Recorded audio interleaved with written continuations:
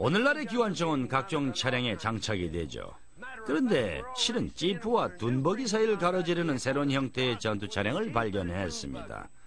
플라이어 21이라는 건데요. 마틀비치에서 켄이 우리들 한번 타보라고 부탁을 했습니다. 정 그렇게 원한다면요.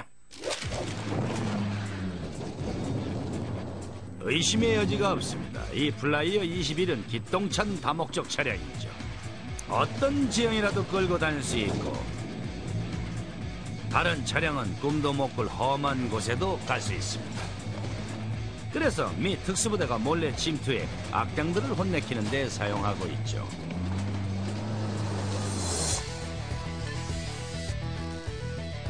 플라이어는 캘리포니아 잉글우드에서 플라이어 테크놀리지와 마빈 그룹이 생산을 하고 있습니다.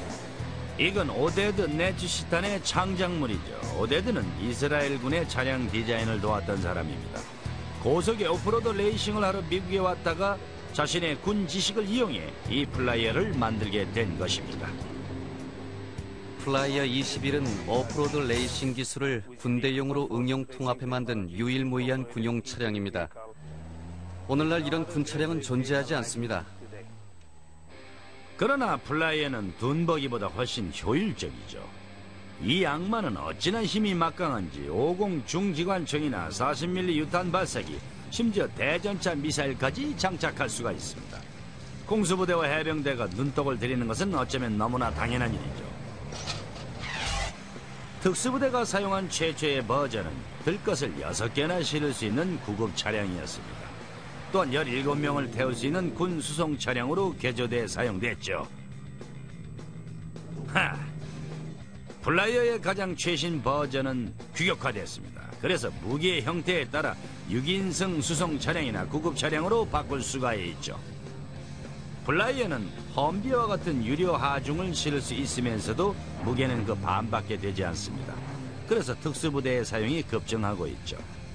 특히 공수부대와 해병에겐 적응성이 많이 어필했습니다. 게다가 플라이어는 헬리콥터 안에도 들어갈 수가 있죠. 이는 긴급 타격 부대가 가장 선호하는 이송 형태이기도 합니다. 그리고 가장 멋진 특징 중에 하나는 플라이어 위에 또 다른 플라이어를 쌓을 수 있다는 것이죠.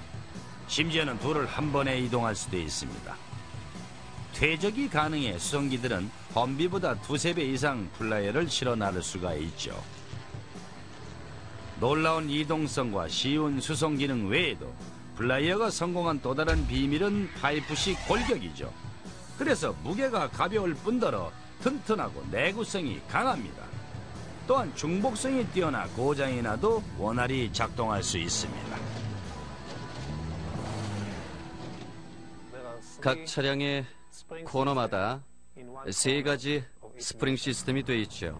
그래서 하나가 잘못되면, 그러니까 한 시스템이 고장나면 2번째 시스템이 가동하고 그것도 고장나면 3번째 게 가동을 하죠. 군 장비로서 아주 중요한 기능입니다. 혹시 두꺼운 타이어를 보고 적의 총격에 의해 펑크가 나면 어쩔까 생각을 하신다면 다시 생각해보세요. 타이어 압력이 낮아서 총탄에 구멍이 나도 안전하게 달릴 수가 있습니다. 심지어 앞바퀴 중에 하나가 완전히 터져나가버려도 3개의 바퀴로만 달릴 수가 있죠. 엔진이 뒤에 장착되어 있기 때문입니다. 그래서 앞 타이어의 부담을 덜고 프론트 엔드를 줄여 운전자의 시야를 넓혀주죠. 플라이어는 차체의 중심이 낮지만 최저 지상고는 40cm나 돼 대부분의 군 차량의 2배에 달합니다.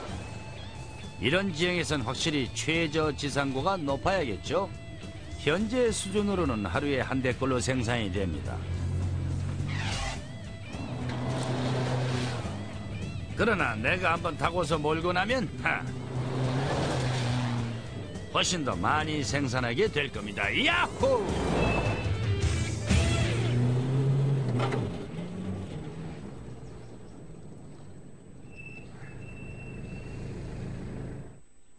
플라이어 21의 질주는 대단함 그 자체입니다.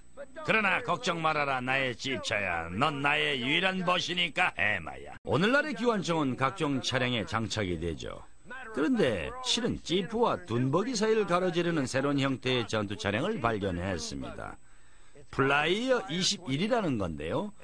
마틀비치에서 켄이 우리들 한번 타보라고 부탁을 했습니다. 정 그렇게 원한다면요.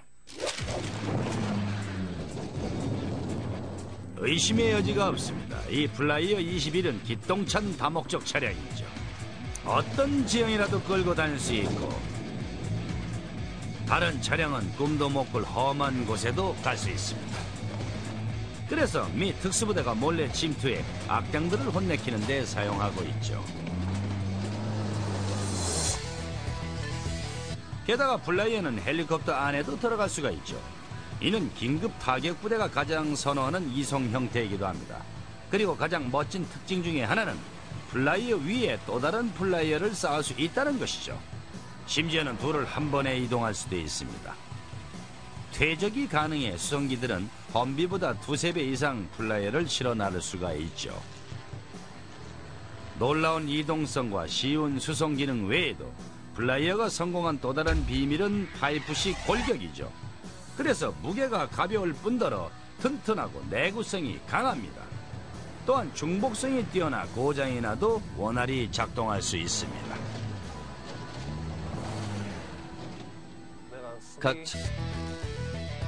플라이어는 캘리포니아 잉글우드에서 플라이어 테크놀리지와 마빈 그룹이 생산을 하고 있습니다.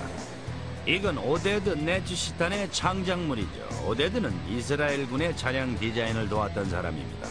고속의 오프로드 레이싱을 하러 미국에 왔다가 자신의 군 지식을 이용해 이 플라이어를 만들게 된 것입니다. 플라이어 21은 오프로드 레이싱 기술을 군대용으로 응용 통합해 만든 유일무이한 군용 차량입니다. 오늘날 이런 군 차량은 존재하지 않습니다. 그러나 플라이어는 둔버기보다 훨씬 효율적이죠.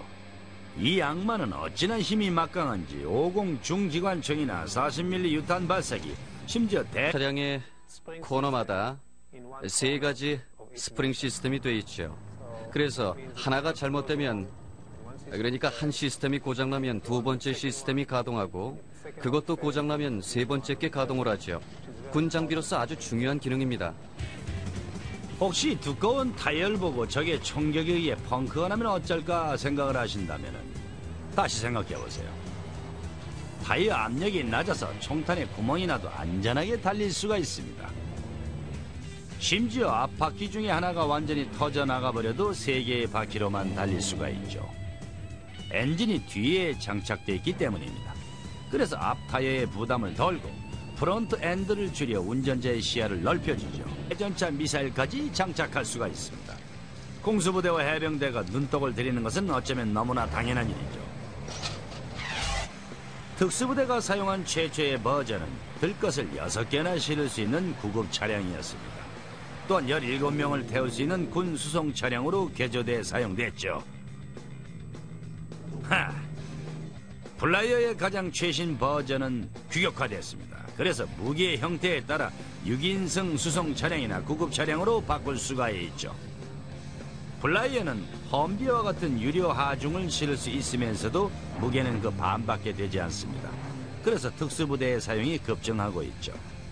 특히 공수부대와 해병에겐 적응성이 많이 어필했습니다.